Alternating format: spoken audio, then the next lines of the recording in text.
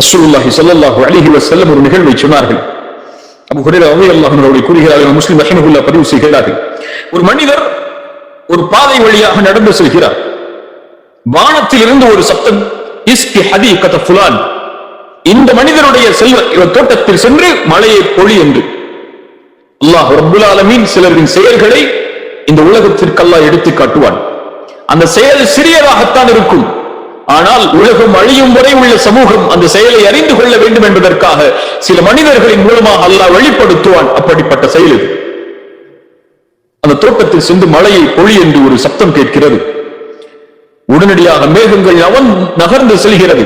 வந்த மனிதர் அந்த மேகத்தை தொடர்ந்து சென்று கொண்டே இருக்கிறார். ஒரு தோட்டத்திற்கு சென்று மழையை பொழிய வைக்கிறது இந்த மேகங்கள். அந்த தோட்டத்தில் ஒரு மனிதர் தண்ணீரை பாய்ச்சிக் கொண்டிருக்கிறார். அவர் கேட்டார், அந்த தோட்டத்தை வந்தடைந்த அந்த மேகத்தை பின்தொடர்ந்து சென்ற அந்த நபர் அந்த மனிதரை பார்த்து, நீங்கள் யார், உங்களுடைய பெயர் என்ன? அவர் ஒரு பெயரை சொன்னார். அந்த பெயரை சொன்னவுடன் அவர்கள் சொன்னார்கள், ஓ நீங்கள் தானா, மேகத்திலிருந்து அழைப்பு வந்த பெயர் உங்களுடைய பெயர் தானா? அப்போது கேட்டார்கள், இப்படிப்பட்ட சிறப்பை நீங்கள் பெறுவதற்கு நீங்கள் செய்யக்கூடிய காரியம் என்ன? உங்களுடைய பெயரை கூறி மழை பொழிகிறது, உங்களுடைய தோட்டத்திற்கு மட்டும் மழை வருகிறது, அதனுடைய காரணம் என்ன என்று கேட்டார்கள். அவர் சொன்னார், அப்படி நீங்கள் சொல்வதெல்லாம் உண்மையாக இருந்தால் என்னுடைய இந்த செயலாக இருக்கலாம். இந்த தோட்டத்தின் மூலமாகத்தான் எனக்கு வருமானம் வருகிறது. வருகின்ற வருமானத்தில் 3 பங்காக நான் அதை ஆக்குகிறேன். நல்லா கவனிங்க, 3 பங்காக அதை ஆக்கி, முதல்ல அவர் சொல்லக்கூடிய வார்த்தை, அந்த செல்வத்தில் 1 பங்கை அல்லாஹ்வுடைய பாதைக்காக கொடுத்து விடுகிறேன். முதல்ல அவர் செய்யக்கூடிய செயல், அல்லாஹ் கொடுத்த அந்த வருமானத்தில் இருந்து முதல் பங்கை ஏழைகளுக்கு கொடுத்து விடுகிறேன். 2வது பங்கை நானும் என் குடும்பத்தார்களும் பயன்படுத்துகிறோம். 3வது பங்கை மீண்டும் அதே விவசாயத்திற்கு நான் செலவழிக்கிறேன். அல்லாஹ் அக்பர். இந்த செயலைத்தான் நான் செய்கிறேன் என்று அந்த மனிதர் சொன்னார். நம்முடைய செல்வத்தில் மாதம் வருமானம் வரும்போதோ, நிறுவனத்துடைய கணக்கை பார்க்கும் போதோ நாம் செய்வதல்ல, நம்மில் பலர் செய்வதென்ன, சேலரி வந்துருச்சுன்னா முதல்ல கிரெடிட் கார்டு பேமெண்ட் எல்லாம் என்னென்ன இருக்குது, அல்லது யாரெல்லாம் நம்ம காசு கொடுக்கணும், என்னென்ன பொருளா இந்த மாசத்துல வாங்கணும் லிஸ்ட போடுவோம். இல்லையா? மனைவிக்கு என்ன வாங்கணும், தனக்கு என்ன வாங்கணும், எந்தெந்த ஒரு பொருள் வீட்டுக்கு வரணும், எதை வச்சு நம்ம வீட்டை அலங்கரிக்கணும், எதை வச்சு நம்ம கார் அலங்கரிக்கணும் சொல்லி லிஸ்ட் போட்டுட்டு இருப்போம். ஆனா முக்மீனான இந்த மனிதர் செய்யக்கூடிய ஒரு பெரிய செல்வந்தர் ஒன்றும் இல்லை, ஒரு ஏழ்மையான ஒரு விவசாயி. அவர் செய்யக்கூடிய முதல் செயல், அல்லாஹ் எனக்கு கொடுத்தது அவனுடைய பங்கில் கொடுப்பதற்காக, அதனால் முதல் பங்கு என் செல்வத்தில் ஏழைகளுக்கு, 2வது பங்கு எனக்கும் என் குடும்பத்தார்களுக்கும், 3வது பங்கு அதே வியாபாரத்திற்கு என்று செய்ததால் அல்லாஹ் என்ன செய்தான்? இவனுக்கு மறுமையில் அல்லாஹ் சொர்க்கத்தை வைத்திருக்கிறான். அதுவெல்லாம் சரி, நான் பண்ண அந்த காசுக்கு அல்லாஹ் எனக்கு என்ன கொடுக்க போறார்? அல்லாஹ் கொடுத்தான், அவரே அறியாமல் அவருடைய தோட்டத்தில் மட்டும் மழை பெய்தால் இன்னும் விவசாயம் செழிக்கும், விவசாயம் செழித்தால் இன்னும் வருமானம் வரும், இன்னும் வருமானம் வந்தாலும் அவர் ஏழைகளுக்கு கொடுப்பார், தனக்கு செலவழிப்பார், தன்னுடைய வியாபாரத்திற்கு செலவழிப்பார், இன்னும் வருமானம் வரும், ஏழைகளுக்கு கொடுப்பார், தனக்கு செலவழிப்பார், வியாபாரத்தில் முதலீடு செய்வார். அல்லாஹ் அக்பர். இந்த பங்கை ஒரு முஸ்லிம் செய்ய வேண்டும் என்பதற்காகத்தான் இங்கோ நடந்த ஒரு செயலை யார் மூலமாகவோ செவியேற்க செய்து அதை வகையாக ரசூலுக்கு கொடுத்து, ரசூல் அவர்கள் எமக்கு அந்த செய்தியை கூறி, உலகம் அழியும் வரை இந்த சமூகம் இந்த செயலை பின்பற்ற வேண்டும் என்பதற்காக இந்த நபிமொழியை அல்லாஹ்வுடைய தூதர் ஸல்லல்லாஹு அலைஹி வஸல்லம் எமக்கு பகிர்ந்திருக்கிறார்கள். இதை செயல்படுத்தக்கூடிய முஸ்லிம்கள் எம்மில் துணை பேர். இன்னைக்கு முடிவெடுப்போம், நான் முடிவெடுக்கிறேன், நீங்க முடிவெடுங்க. அல்லாஹ் எனக்கு எந்த செல்வத்தை கொடுத்தாலும், எதை ஒன்றை அல்லாஹ் எனக்கு கொடுத்தாலும், எதை நான் செய்தாலும், முதலில் ஏழைகளுக்கு, என்னை சுற்றி வாழக்கூடியவர்களுக்கு முதலில் அந்த பங்கு உண்டு. ஹோட்டலுக்கு போறீங்க, ஒரு 10 பேர் போறீங்க, 10 பேருக்கு நீங்க ஆர்டர் பண்ணி வசதியா சாப்பிடுறீங்க. முதல்ல ஒரு முஃமின் செய்வது, ஒரு ஏழைக்கும் நம்ம சாப்பாடு இதே மாதிரி ஆர்டர் பண்ணி கொடுத்துருவோம்னு நியத்தை வச்சு எல்லா ஆர்டரையும் சொல்லிட்டு ஒரு பார்சல் பண்ணிடுங்கன்னு சொல்லுவான். அந்த சாப்பாடு முடிச்ச உடனே யார் முதல்ல காசு கொடுக்கணும்னு சொல்லி சண்டை போடுறோம்ல, அந்த சாப்பாட்டை முடிச்சுட்டு வெளியே வந்தோன்னு ஒரு ஏழை கேட்பாரு, நீ கொடுன்னு சொல்லி இன்னொருத்தர கையை காட்டுவோம். உண்மையா இல்லையா? இதெல்லாம் நம்முடைய வாழ்வில் நாம் பார்க்கக்கூடிய அன்றாட செயல். ஒரு முஸ்லிமுடைய வாழ்க்கை ஒட்டுமொத்த சமூகத்தில் வாழக்கூடிய மனிதனுக்கும் பலனுள்ள வாழ்க்கையாகத்தான் இருக்கும். சதக்கா என்பது முஸ்லிம்களுக்கு முஸ்லிம்கள் செய்வது மட்டுமல்ல, சதக்கா என்பது ஒரு முஸ்லிம் மனித இனத்திற்கு செய்வது. அது செல்வமாக இருந்தாலும் சரி, அது ஒரு ஆடையாக இருந்தாலும் சரி, அல்லது ஒரு நிலைமையை உயர்த்துவதாக இருந்தாலும் சரி, ஒரு வார்த்தையை பேசுவதாக இருந்தாலும் சரி, ஒரு புன்சிரிப்பை கவலையில் இருக்கக்கூடிய ஒரு முகத்தில் தோற்றுவிப்பதாக இருந்தாலும் சரி, இதுவெல்லாம் சதக்காதான். இது எல்லாவற்றையும் செய்து கொண்டே தன்னுடைய வாழ்வையும் நகர்த்தி கொண்டே இருப்பான் ஒரு முஸ்லிம். பிறரை மகிழ்விப்பதால், பிறருக்கு கொடுப்பதால், பிறரையும் தன்னுடைய வாழ்வில் இணைத்துக் கொள்வதால் அல்லாஹ் அவனுக்கு கொடுத்துக் கொண்டே இருப்பான். பிறரை மகிழ்ச்சிப்படுத்து, அல்லாஹ் உன்னை மகிழ்ச்சிப்படுத்துவான். பிறரின் சிரமத்தை நீக்கு, அல்லாஹ் உனக்கு சிரமத்தை நீக்குவான்.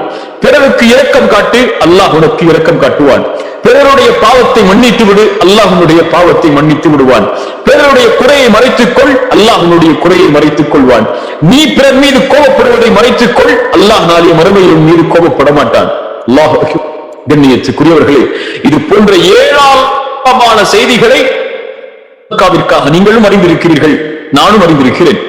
ஆனால் எம்முடைய வாழ்வில் அதனுடைய பங்கு என்ன? எம்முடைய வாழ்வில் அதனுடைய செயல்பாடு என்ன?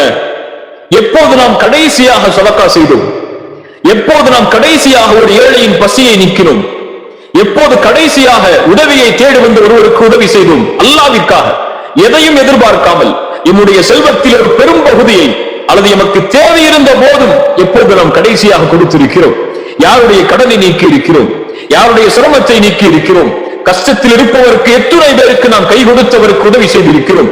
இது எதுவும் நம்மிடத்திலே கொடுப்பதற்கு இல்லை என்றாலும், எந்த சகோதரன் சிரமத்தில் இருக்கும் போது அவனை அழைத்து அருகில் உட்கார வைத்து, கவலைப்படாதே சகோதரனே, நான் இருக்கிறேன், நாங்கள் இருக்கிறோம், நாங்கள் உங்களை நிச்சயமாக கைவிட்டு விட மாட்டோம் என்ற ஆறுதல் வார்த்தைகளையாவது சொல்லி இருக்கிறோம்.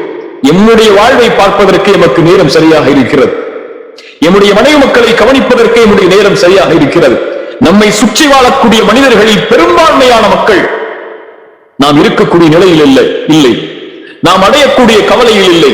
அவர்களுடைய கவலை எம்மை விட அதிகம், அவர்களுடைய சிரமம் எம்மை விட அதிகம், அவர்களுடைய தேவை எம்மை விட அதிகம்.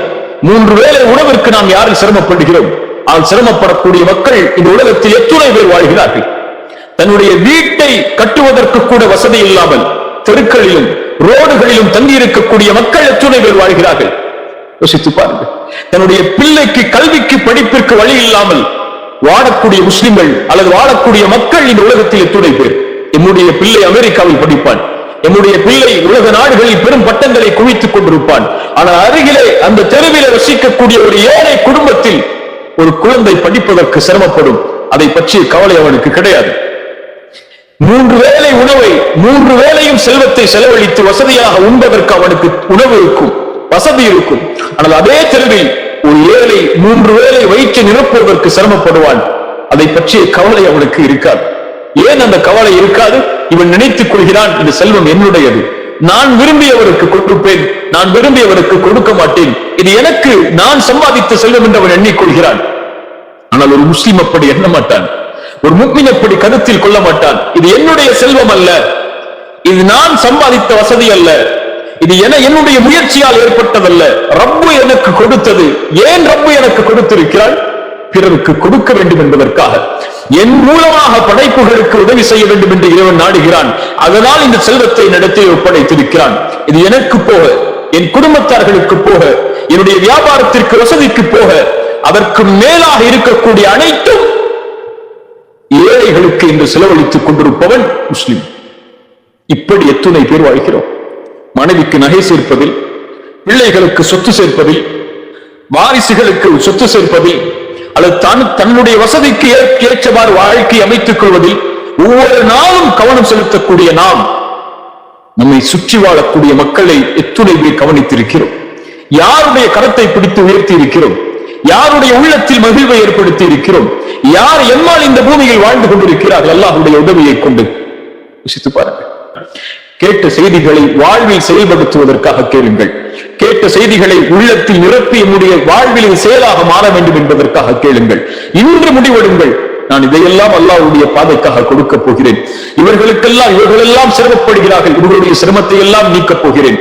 இவர்களெல்லாம் மகிழ்வில்லாமல் இருக்கிறார்கள், அவர்களுக்கு நான் தொலைபேசியில் தொடர்பு கொண்டு உன் வாழ்வில் இருந்த பிரச்சனை நீங்கிவிட்டதா, உன் கவலை நீங்கிவிட்டதா, ஏதாவது உதவி என் புறத்திலிருந்து தேவையா என்று கேட்டு அவனோடு அந்த உதவிக்காக நில்லுங்கள்.